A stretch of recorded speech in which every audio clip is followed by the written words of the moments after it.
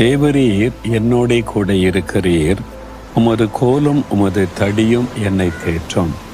இஸ்ரவேல் தேசத்தில் மெய்ப்பர்கள் ரெண்டு காரிய கையில் வச்சிட, ஒன்று கோல், இன்னொன்று தடி.